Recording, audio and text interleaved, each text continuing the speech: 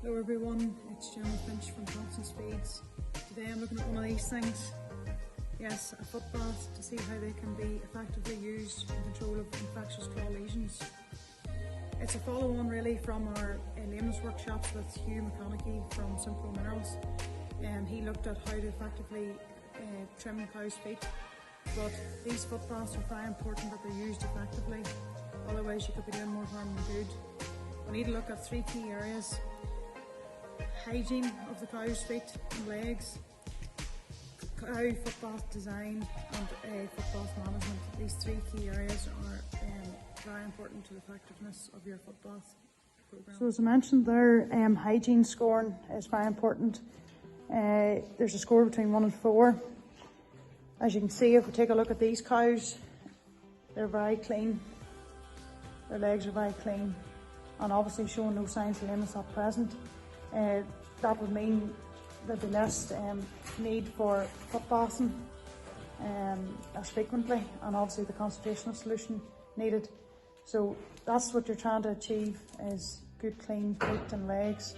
And again, if they do go to foot baths, then the solution has better contact with the hoof itself and surrounding areas. So no, these cows are well looked after. Flooring is scraped twice a day. Very clean and good, so that's a good job on that front.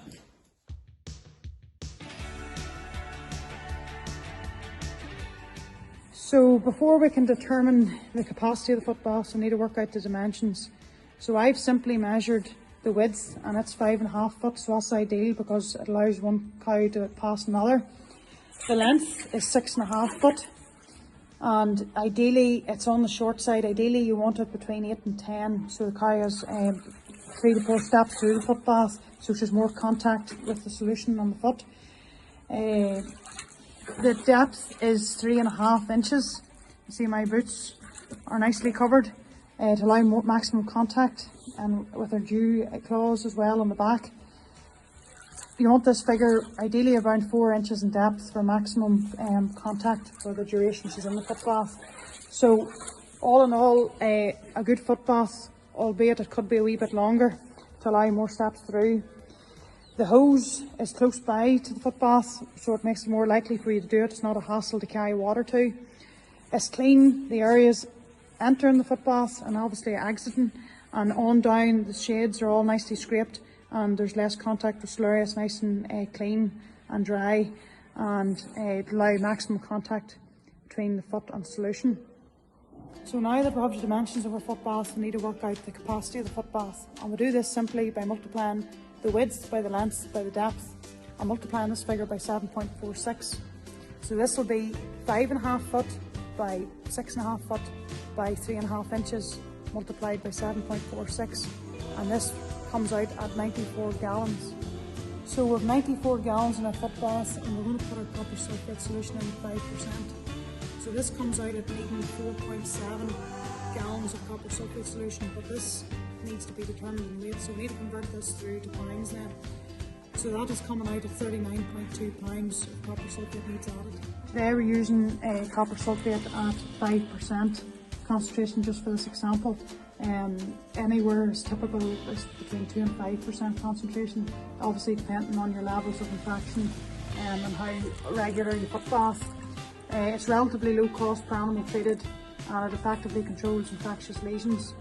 It has antibacterial properties which help keep the hoof clean, and also has a hardening effect on the claw horn.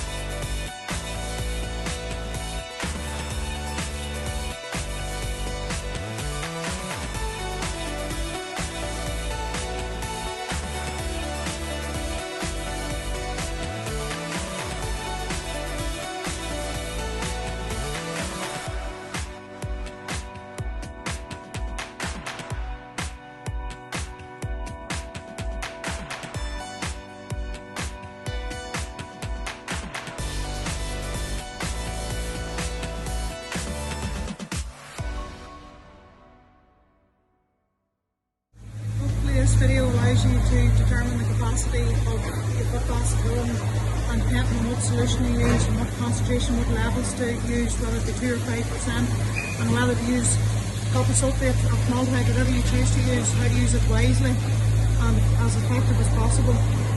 But I'd like to thank you all for watching, and I'm my best get back to milking these girls. Thank you.